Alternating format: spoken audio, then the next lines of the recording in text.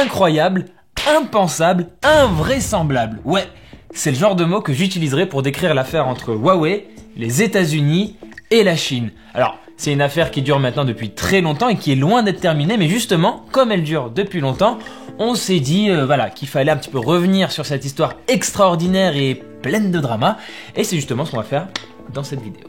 Est-ce que vous vous rappelez de 2019 ? 2019, c'est l'année des iPhone 11 et des Galaxy S10, personne ne parle encore de confinement, de masques, de gel hydroalcoolique, et le site de Frandroid ressemble encore à ça. Sauf que 2019, c'est aussi l'année où il s'est passé quelque chose d'absolument historique dans le monde de la tech, un événement qui a absolument tout chamboulé, vraiment tout. Dans la nuit du 19 au 20 mai 2019, les États-Unis vont prendre une décision qui va faire très mal, mais alors très mal, à une entreprise chinoise qui s'appelle Huawei.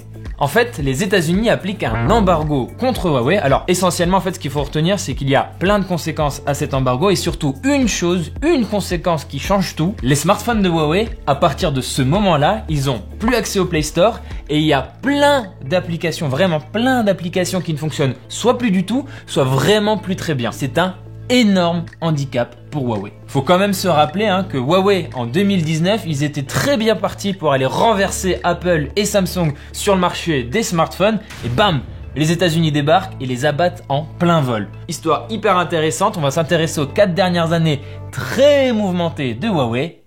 Storytime.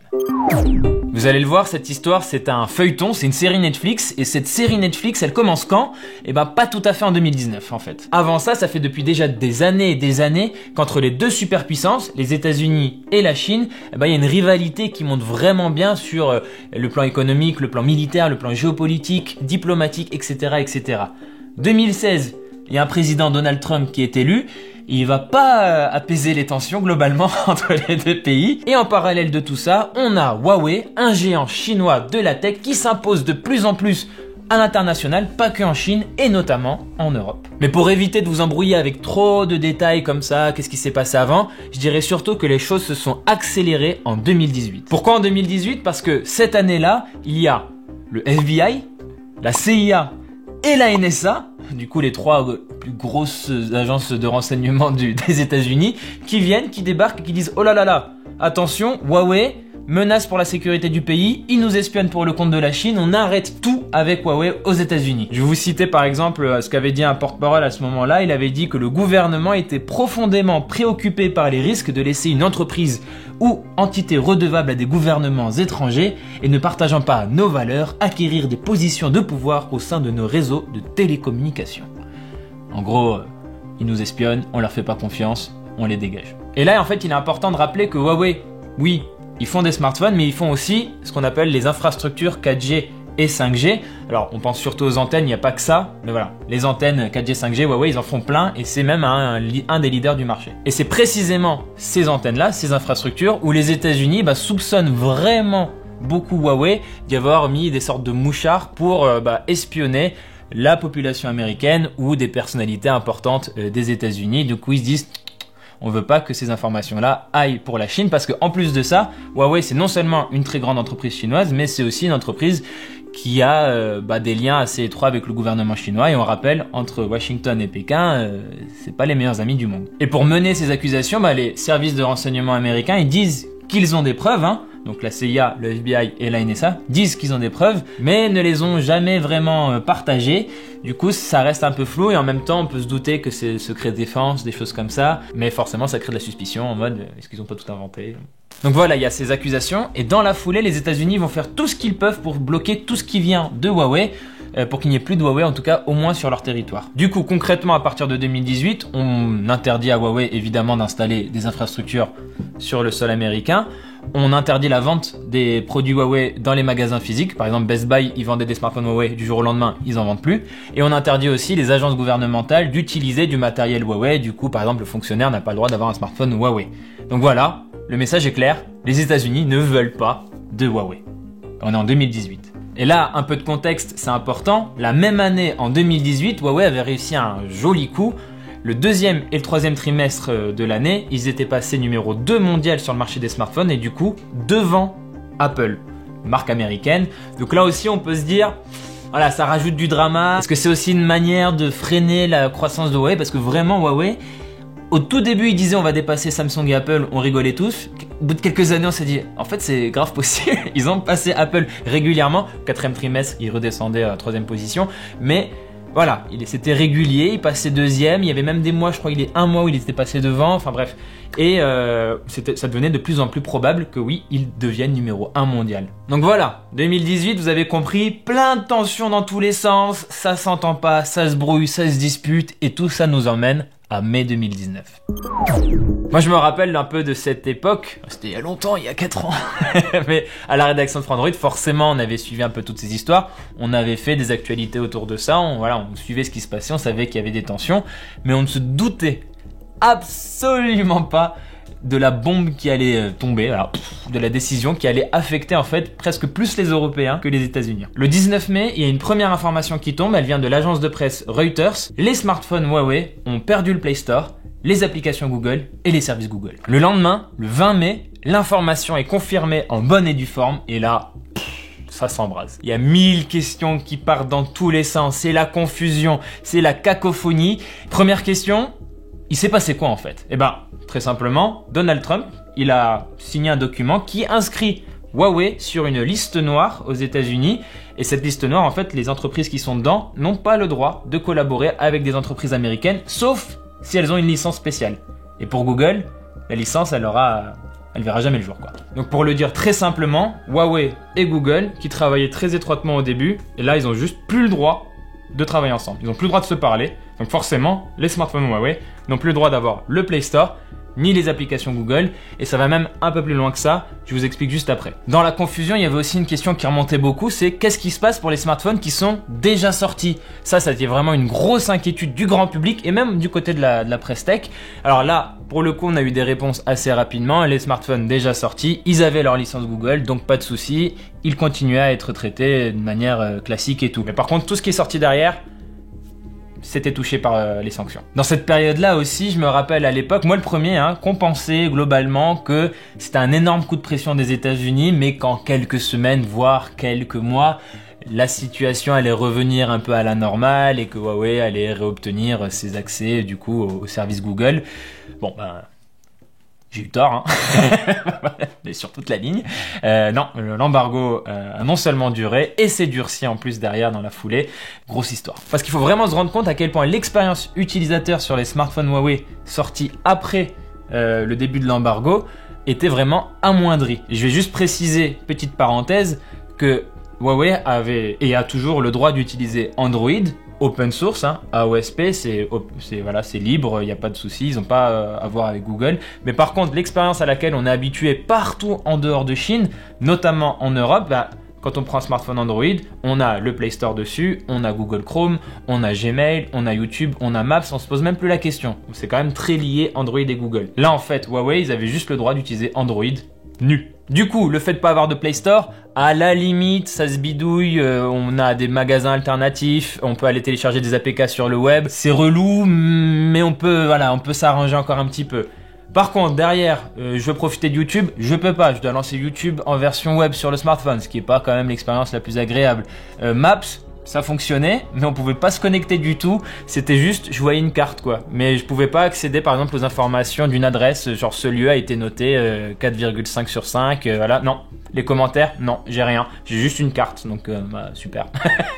Pas ouf. Et là, je vous parle des applications Google, mais même d'autres applications populaires ne fonctionnaient vraiment pas bien ou plus du tout. Je pense par exemple à Pokémon Go. On pouvait lancer Pokémon Go, mais en fait, bam, il te disait tout de suite, moi j'ai besoin des services Google, Coco, ça marche pas. Je pense que c'était pour accéder à la carte, et la carte dépendait des services Google, mais voilà, Pokémon Go, tu pouvais l'installer, mais il fonctionnait pas. Tinder, c'était pareil, ça ne marchait pas. Et on a aussi l'exemple de Netflix qui est dans un autre genre, c'est que Netflix fonctionnait, on pouvait lire des vidéos, des séries et tout, mais comme Netflix utilise un outil de Google pour avoir accès au Full HD, en fait, cet outil inutilisable, on avait Netflix en 480p sur des smartphones qui avaient pourtant un écran au moins Full HD, voire Quad HD et tout machin, et on se tape du 480p sur Netflix. Relou. À partir de là, Huawei, ils vont essayer de communiquer de plein de manières différentes. Et je me rappelle à l'époque, j'avais interviewé un expert en communication de crise qui m'avait dit grosso modo que Huawei avait fait beaucoup d'erreurs dans sa communication, mais c'était normal parce que c'était les premiers à devoir faire quelque chose de la sorte. Et du coup, il y avait par exemple le fondateur Ren Zhengfei de Huawei qui était un coup hyper conciliant en mode on va tout faire pour être bien aux normes avec les États-Unis, on va se réconcilier, vous inquiétez pas, tout va rentrer dans l'ordre. Le mois d'après, il faisait un communiqué pour dire on va tout défoncer, on est les meilleurs, on va jamais se laisser abattre, Huawei c'est les meilleurs, on est les plus forts, vous allez voir. Mois d'après, non mais après si on peut parler, c'était n'importe quoi. Et ça prouvait aussi, je pense, le tumulte, la cohésion qu'il devait avoir en interne chez Huawei. Et c'est normal. Il y a un moment quand même charnière après, c'est quand Huawei a décidé de se dire allez, tant pis, on va faire notre propre système d'exploitation. Donc ils ont commencé à travailler sur Harmony OS. Alors je vais pas entrer dans les détails, mais Harmony OS c'est un système d'exploitation qui est censé fonctionner sur plein d'appareils, notamment sur les smartphones. C'est disponible en Chine, très largement, et les smartphones Huawei en Chine, ils tournent sur Harmony OS. Ça ressemble quand même beaucoup à Android, mais ce n'est plus Android, c'est Harmony OS avec tous les services Huawei, les machins Huawei. On n'est plus du tout sur Google. En Chine, c'est possible parce que de toute façon, ils sont habitués à du Android sans Google. Ailleurs dans le monde, ce serait plus compliqué quand même. Donc cette situation très tendue, elle dure pendant plusieurs mois et approche la date d'anniversaire de l'embargo. Et si on avait peut-être encore des espoirs de, ça va peut-être se calmer, peut-être une détente possible et tout, pas du tout. Quasiment à la date d'anniversaire de l'embargo, on apprend quoi? Que l'embargo se durcit. Et se durcit sévère. L'embargo des États-Unis, jusqu'à présent, c'était Huawei, t'as pas le droit de parler avec des entreprises américaines si t'as pas une licence spéciale pour ça. En 2020, ça reste, et on rajoute une couche, et on dit à Huawei, t'as pas le droit non plus de travailler avec des entreprises qui ne sont pas américaines, mais qui utilisent des technologies américaines. Et là, c'est la merde. Parce que cet embargo élargi va du coup notamment concerner TSMC, qui est donc le plus gros fabricant de puces dans le marché des smartphones. C'est un fabricant taïwanais qui fournissait notamment les composants pour fabriquer des puces Kirin, donc on retrouvait dans les smartphones Huawei.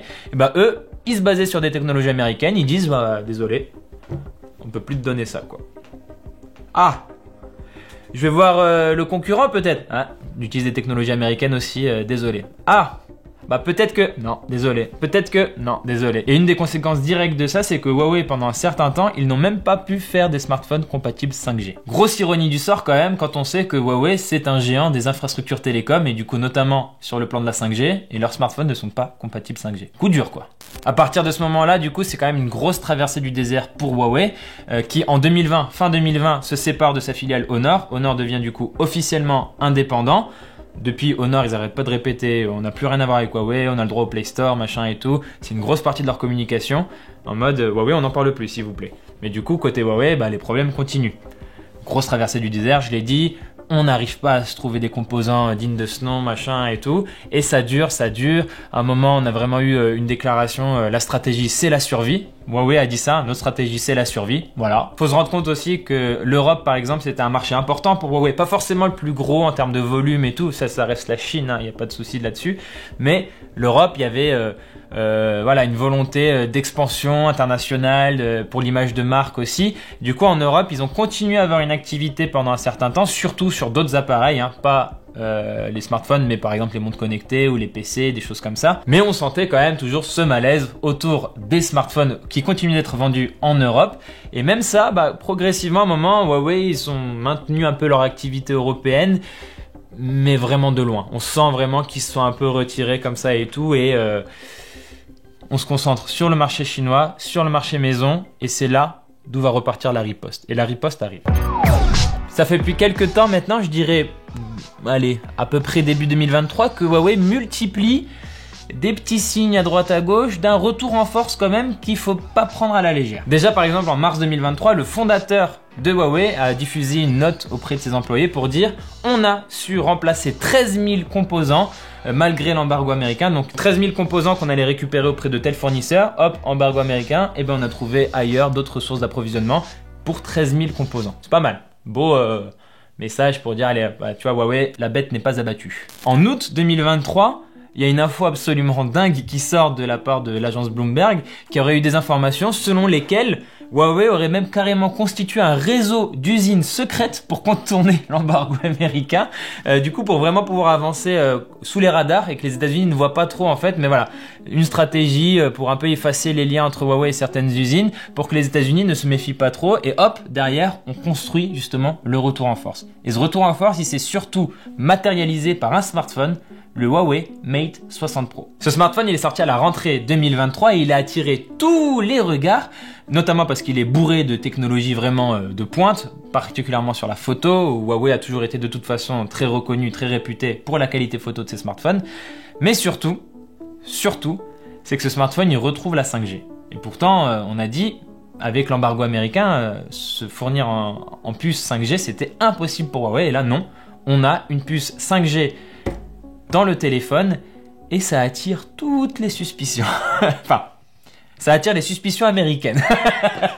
Là, au moment où je tourne cette vidéo, il n'y a pas eu de sanctions supplémentaires de la part des États-Unis à l'encontre de Huawei au regard de cette puce. Alors que pourtant, il y a déjà eu des porte-paroles de la Maison Blanche, des hommes et des femmes politiques qui se sont exprimés pour dire c'est impossible que cette puce, une puce comme ça, a pu être conçu sans technologie américaine, c'est juste pas possible, ils ont fait un truc louche, un truc interdit, il faut qu'on enquête dessus. Et du coup, là, tout ce que je peux vous dire, c'est que oui, les autorités américaines sont sans doute très certainement en train de mener leur enquête et essayer de voir et d'essayer de tracer des lignes et d'un mode ok, ils ont fait ci, ils ont fait ça et c'est interdit. Pour l'instant, on n'en sait pas beaucoup plus. Je vous l'avais dit, il y a du drama dans cette histoire et cette histoire est encore loin d'être terminée. On va encore avoir plus de drama, notamment parce que le Mate 60 Pro, c'est pas juste un smartphone qui était vendu et qu'on va vite oublier. Loin de là. Le Mate 60 Pro, 6 semaines après sa commercialisation en Chine, il avait déjà été écoulé à 1,6 million d'exemplaires. Il y avait 1,6 million de smartphones du Mate 60 Pro vendus en 6 semaines. C'est ouf! C'est beaucoup. Et il faut vraiment comprendre que c'est devenu un enjeu géopolitique parce que beaucoup d'experts et d'analystes parlent d'un sentiment patriotique en Chine, justement. Ils sont en colère que les États-Unis appliquent ce genre de sanctions contre le géant chinois Huawei. Et du coup, ils vont de plus en plus se tourner vers Huawei et globalement des marques chinoises plutôt que Apple qui est pourtant une marque assez forte en Chine. Mais là, vraiment, les iPhone 15, 15 Pro, tout ça, ils se sont fait assez bien manger par le Mate 60 Pro en Chine. Donc on voit qu'au moins dans sa terre natale, Huawei sont en train de vraiment revenir en force. Et en plus de ça, il y a Honor sur le marché chinois là au moment où je vous parle qui a repris la place de numéro 1. Huawei qui a une progression monstrueuse à 2 chiffres, 37% je crois de plus. Alors ils partent de loin, mais du coup ils reviennent vraiment en force. On dirait que les États-Unis, ils ont voulu couper la tête d'un géant chinois, Huawei, et ils vont se retrouver du coup avec deux géants, Huawei et Honor, qui sont officiellement deux marques indépendantes d'aujourd'hui. Donc maintenant il y a encore plusieurs questions qui se posent et notamment savoir si ce retour en force qui s'avère de plus en plus en Chine, est-ce qu'il va pouvoir concerner le reste du monde? Est-ce qu'on peut peut-être voir Huawei revenir en force en Europe ou non? Moi, pour l'instant, je dirais que c'est trop tôt.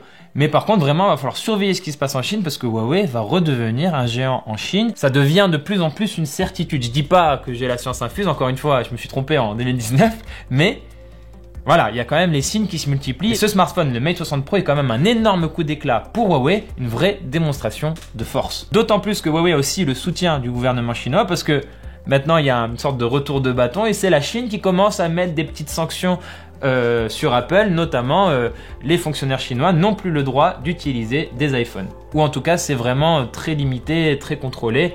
On veut vraiment qu'ils évitent autant que possible d'avoir des iPhones. Ce qui est aussi intéressant avec cette affaire Huawei, c'est de voir qu'il s'agit en fait d'un terrain d'affrontement majeur pour les deux superpuissances que sont les États-Unis et la Chine.